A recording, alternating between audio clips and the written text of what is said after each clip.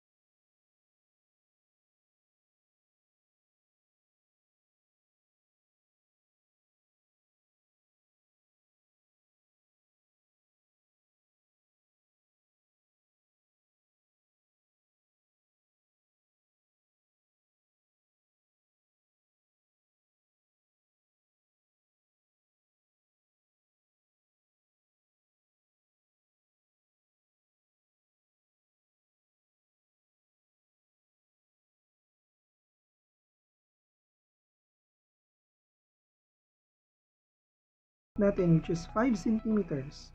Okay? Isostore naman natin ito sa variable c. Okay? Yan. So once na-store na natin yan, so what we do is parang katulad lang kanina, pero ang gagamitin na natin ngayon is the variables where we stored the given.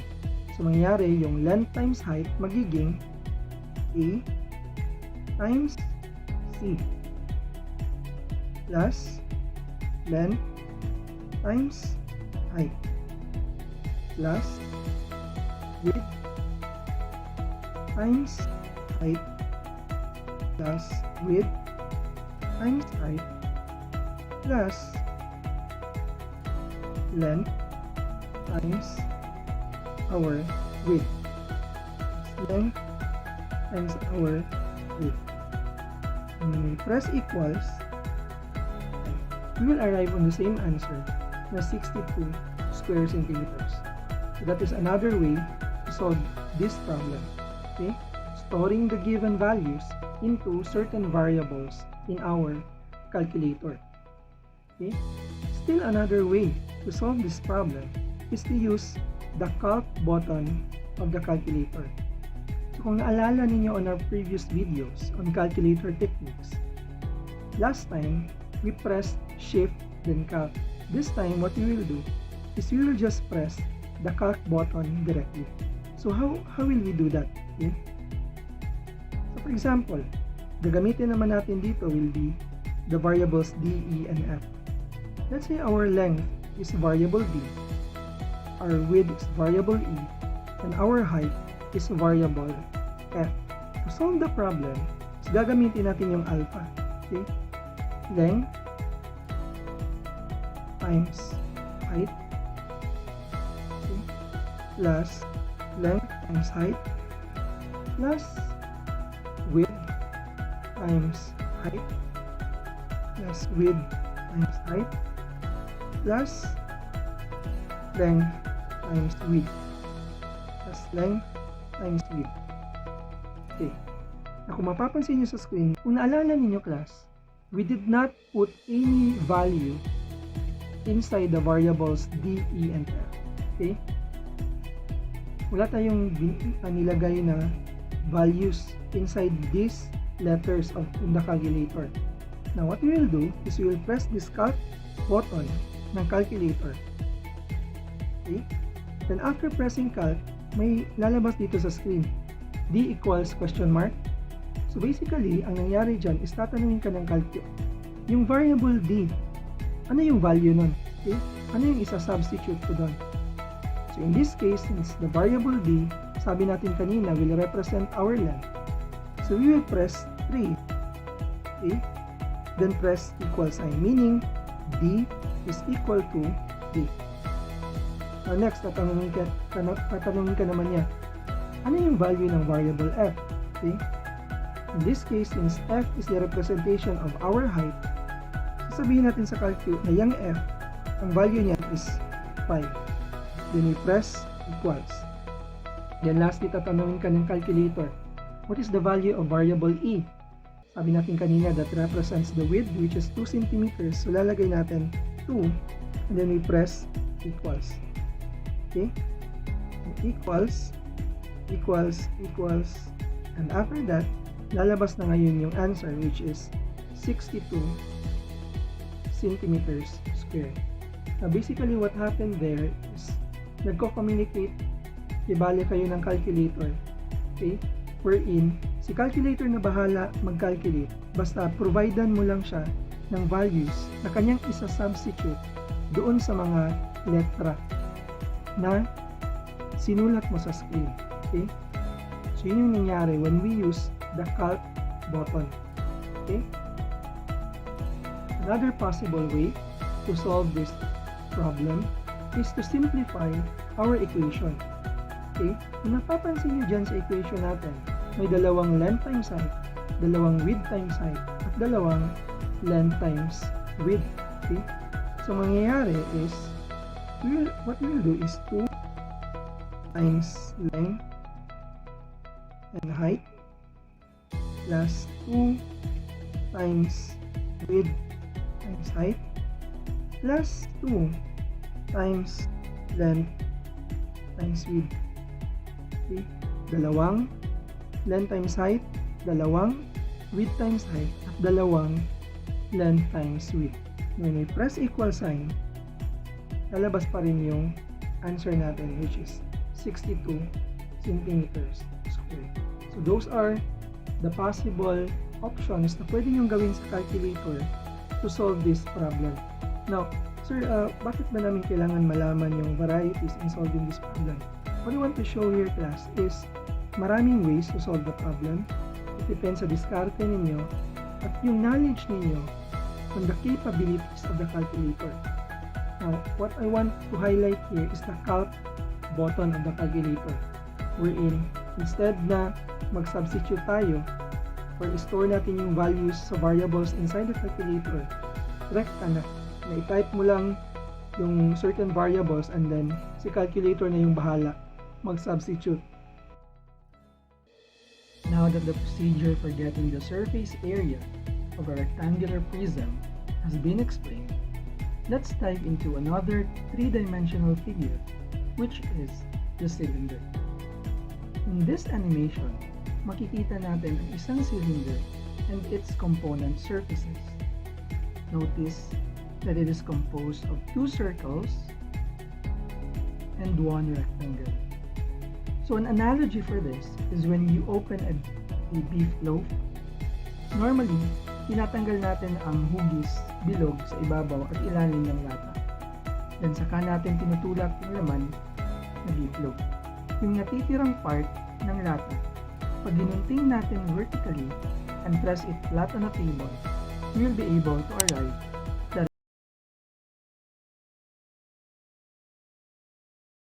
of the cylinder. Again, we need to find the total area of its component surfaces.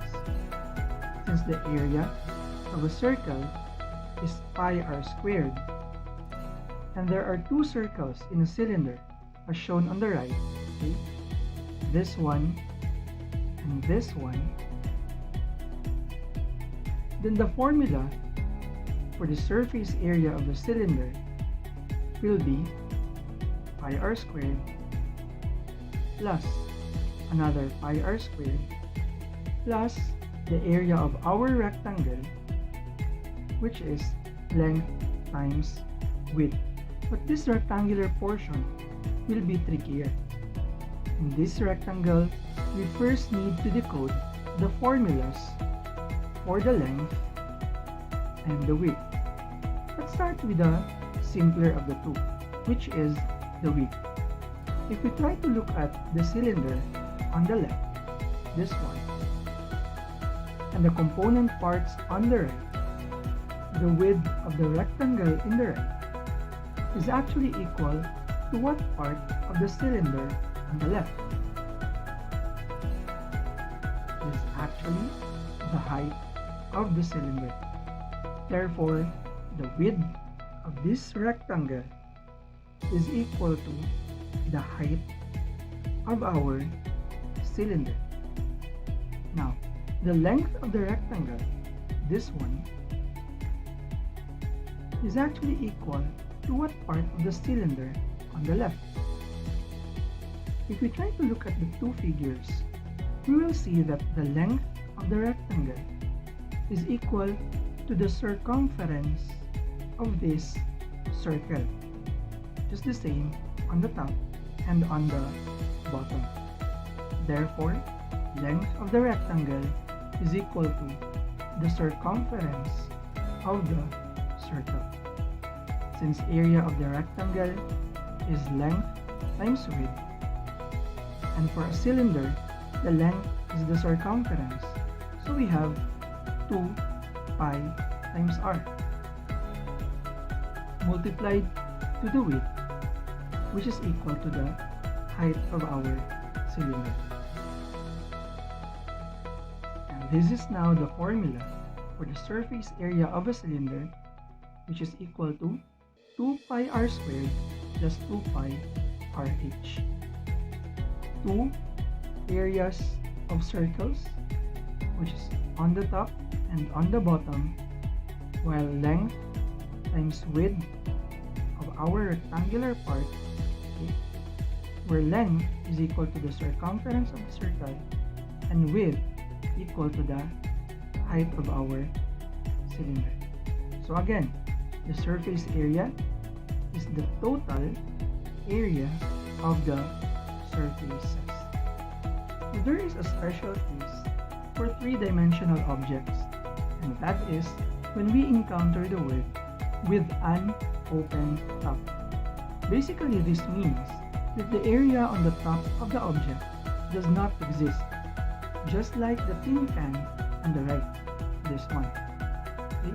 As you can see, it is open at the top. That is why in this case, instead of having two circles for our surface area indicated by 2 times pi r squared, mababawasan tayo ng isa, leaving us with the formula pi r squared plus 2 pi r times h. The area of one circle, which is at the bottom of our cylinder, plus the area of our rectangular surface.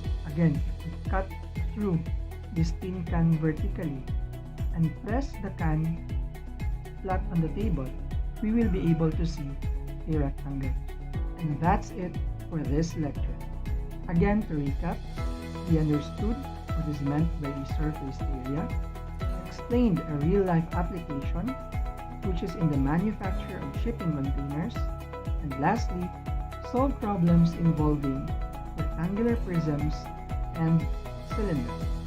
By the way, I did not solve the surface area of the cylinder, so kindly comment down below your answer and I'll get back to you whether your commented answer is correct and aid you if it is not. With that said, thanks for watching. Don't forget to click like, subscribe, and ring the notification bell so that you will be updated on our latest uploads. These are my super commenters on my previous lecture videos. Sabi ni Gregorio Gumagay, so this is one of my cousins, one of the best life hacks to save yourself from getting a low score. Thanks, Kuya. So this is on the calculator techniques video. Another comment is from Ariel Perocho, one of my students at Agro-Industrial Foundation, College of the Philippines. So in this particular comment, he is actually answering the questions that were posed on the lecture videos. Another commenter, which is actually asking a question, is please, I have a question. Why did you use 35 minutes multiply and why was 60 degrees the denominator? Okay? And lastly, si Kokix26, which sabi niya, okay, pinaka-key din sa math is dapat magaling talaga mag-analyze ng problem para alam kung ano ang hinahanap at gagawin. At hindi, kahit alam ang formula, bokya pa din sa exam, which is totoo naman. And that ends this video. Thank you for watching.